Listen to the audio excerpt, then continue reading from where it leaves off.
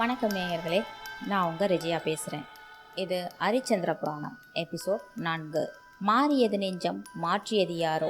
இதனுடனே வசிஷ்டரின் யோசனை தொடர்கிறது.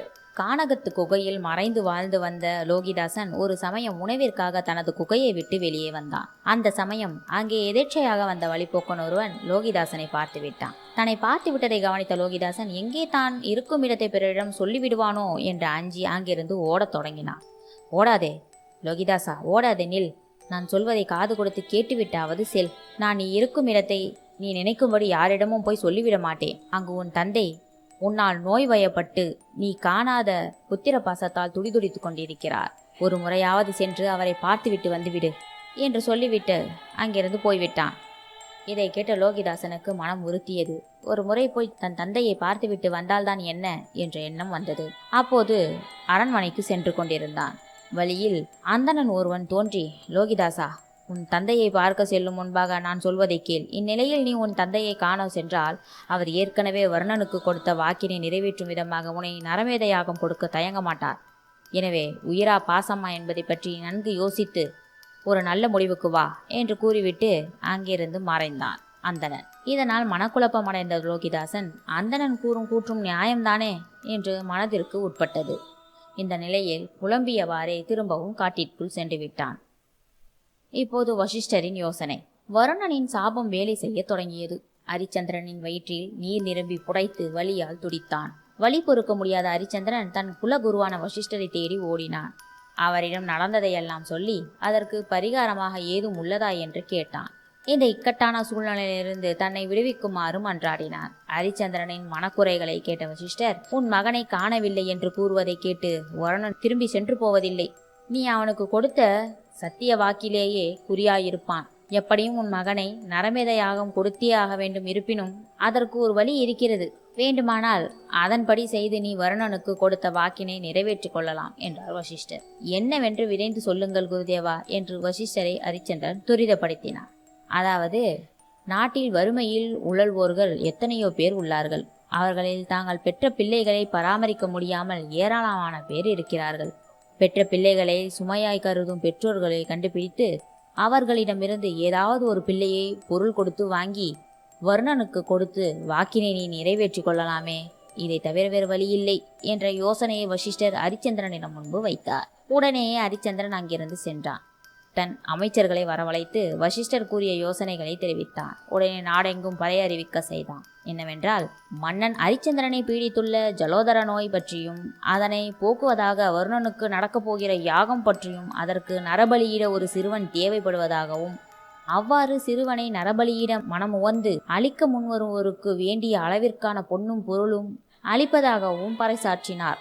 இந்நிலையில் நகரின் 3 பிள்ளைகளுடன் வறுமையில் வாடிக்கொண்டிருந்த அந்தணர் ஒருவன் வாழ்ந்து வந்தான். அவனது குடும்பம் ஒருவேளை சோற்றுக்கே வழியில்லாமல் வறுமையில் வாடிக்கொண்டிருந்தது. அந்தணன் அரசனின் இந்த அறிவிப்பை கேட்டு தன் 3 பிள்ளைகளின் ஒருவனை அரசனுக்கு நரபலியிட கொடுத்து தன் வறுமையை போக்கிக் கொள்ளலாம் என்ற முடிவிற்கு வந்தான். இது விஷயமாக அந்தணன் தன் மனைவியிடம் கலந்து ஆலோசித்தான். மூத்த பிள்ளை தன் அந்திம காலத்தில் ஈமக்கிரிகளை செய்ய வேண்டும் என்பதால் அவனை இழக்க அந்தணன் மனம் ஒப்புக்கொள்ளவில்லை. கடைக்குட்டி மகன் தன் செல்லப்பிள்ளை என்பதால் அவனை இழக்க அவன் மனைவியின் மனம் ஒப்பவில்லை. இறுதியில் இருவருமாக கலந்து ஆலோசித்துவிட்டு இருவருக்கும் மத்தியில் பிறந்தவனை அந்தணன் நரபலியிட அமைச்சரிடம் ஒப்படைத்தான். அமைச்சரும் மன்னன் அறிவித்தபடி அந்தணனிடம் பொன்னையும் பொருளையும் ஒப்படைத்து விட்டார். யாகத்திற்காக சிறுவன் கிடைத்தது பற்றி ஹரிச்சந்திரன் மிக்க மகிழ்ச்சி அடைந்தான். உடன் தானே யாகத்திற்குரிய ஏற்பாடுகளை செய்ய தொடங்கினார். அந்த சிறுவனுக்கு விபூதியும் குங்குமமிட்டு தூபஸ்தம்பத்தில் பசுவாக கட்டினார்கள். முனிவர்கள் பலர் அவ்விடத்திற்கு வந்து சேர்ந்தார்கள். யாகம் தொடங்கியது. தூபஸ்தம்பத்தில் கட்டுண்ட சிறுவன், என்னை யாராவது காப்பாற்ற முன்வர மாட்டீர்களா என்று கதறி அழுதான். கதறல் அங்கு கூடியிருந்தோரின் கல் மனதையும் கரைத்தது. யாகத்திற்கு வந்திருந்த முனிவர்களின் மனதையும் இலக செய்தது. அவர்களின் நாவும் மேற்கொண்டு மந்திரத்தை உச்சாரணம் செய்ய முடியாமல் தடுமாறியது. யாகத்தை நிறைவேற்றும் பொறுப்பில், அதாவது சிறுவனை பலியிடும் வேலையை செய்யவிருந்த சாமுத்திரன் என்பவன் சிறுவனின் கதறலை கேட்டு கொலைக்கருவியை கீழே போட்டுவிட்டு கதறும் சிறுவனை வெட்டுவது மகா பெரிய பாவம் என்று கூறிவிட்டு திரும்பி சென்றான். இந்நிலையில் அங்கு யாகத்திற்கு தானம் தந்த சிறுவனின் தந்தை அந்தணனும் வந்திருந்தான். அவன் மன்னன் எங்கே மனம் மாறி தன்னிடம் கொடுத்த பொன்னையும் பொருளையும் திரும்ப கேட்டு விடுவானோ என்று அஞ்சினான். அவன் அரசனிடம், மன்னா, சாமுத்திரனுக்கு இவன் வயதொத்த பிள்ளை இருப்பதால் இச்செயலை செய்ய மறுக்கிறான். இன்னும் தாங்கள் என்னிடம் பொன்னையும் பொருளையும் தருவதாக எண்ணம் இருந்தால் நானே இந்த செயலை மிக எளிதில் செய்து விடுகிறேனே என்று கேட்டான் தகப்பன். இதை கேட்டு அங்கிருந்தோர் இவனும் பிள்ளை பெற்றெடுத்த தந்தையா அல்லது பணப்பேயா என்று வியப்பில் ஆழ்ந்தார்கள். அந்த சமயம் அங்கு விஸ்வாமித்திரர் வந்தார். அவர் அங்கு நடந்து கொண்டிருப்பதை பார்த்து மன்னனை நோக்கி, அரிச்சந்திரா, மண்ணுயிர் காக்கும் மன்னவா, இப்படி ஒரு காரியத்தை செய்வது உலகில் படைக்கப்பட்ட உயிரினங்கள் எதுவாயிருந்தாலும் அதனை அழிக்கும் உரிமை அதை படைத்த ஆண்டவனுக்கு மட்டுமே உண்டு. அது மட்டுமில்லாமல் அழிக்கும் உரிமையை உனக்கு யார் கொடுத்தது? உலகில் தோன்றிய உயிர்கள் யாவும் வாழ பிறந்தவை அல்லவா? இதில் சிற்றுயிர் என்ற பாகுபாடெல்லாம் கிடையாது. எல்லா உயிர்களையும் தன்னுயிர் போல் பாவிக்க வேண்டும். எல்லா அறங்களும் உரைக்கின்ற வேளையில் இச்சிறுவனின் உயிரை பறிப்பது மட்டும் எந்த வகையிலும் தர்மமாகாது. உன் மகனை பலி கொடுக்க விரும்பாமல் இன்னொரு சிறுவனை பலி கொடுக்க இந்த உலகம் உன்னை விரும்பாது. உன் மகன் உயிர் என்றால் மட்டும் உனக்கு முக்கியமாகும்.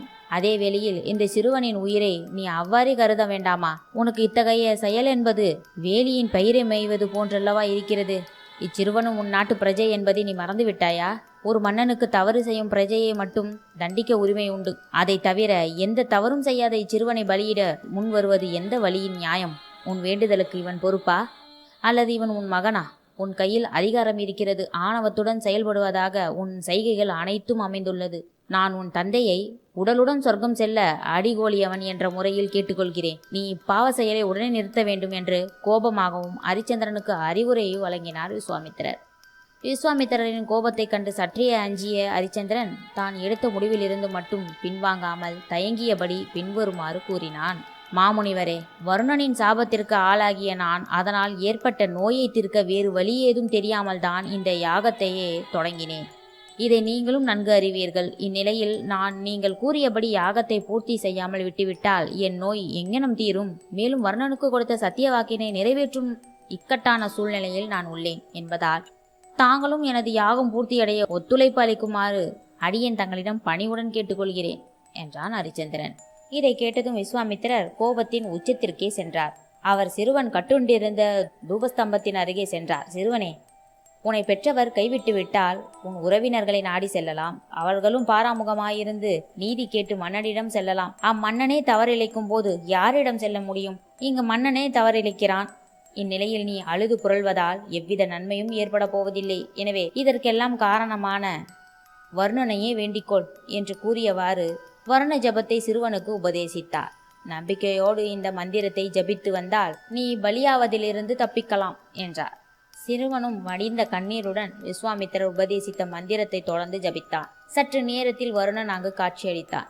கூடியிருந்த அனைவரும் வருணனின் வருகையால் ஆச்சரியமடைந்தார்கள். அரிச்சந்திரன் வருணனின் பாதங்களில் வீழ்ந்து வணங்கியவாறு, வருண பகவானே, என் மைந்தனோ எங்கே தன்னை பலியிட்டு விடுவார்களோ என அஞ்சி ஓடிவிட்டான். வேறு வழியின்றி நோயின் கொடுமை தாழாமல் தங்களிடம் கொடுத்த என் சத்திய வாக்கினை நிறைவேற்றும் நோக்கில் வேறொரு சிறுவனை விலைக்கு வாங்கி யாகத்தை நிறைவேற்றும்படி உத்தரவிட்டிருந்தேன். அதற்கு வருணதேவன், அரிச்சந்திரா, சிறுவன் என்னையே மனமுருகி வேண்டிக் கொண்டான்.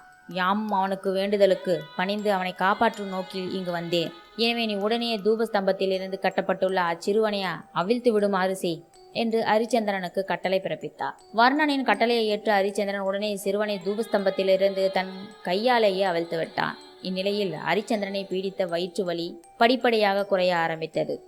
அவன் தன் வயிற்றை தொட்டு பார்த்து கொண்டான்.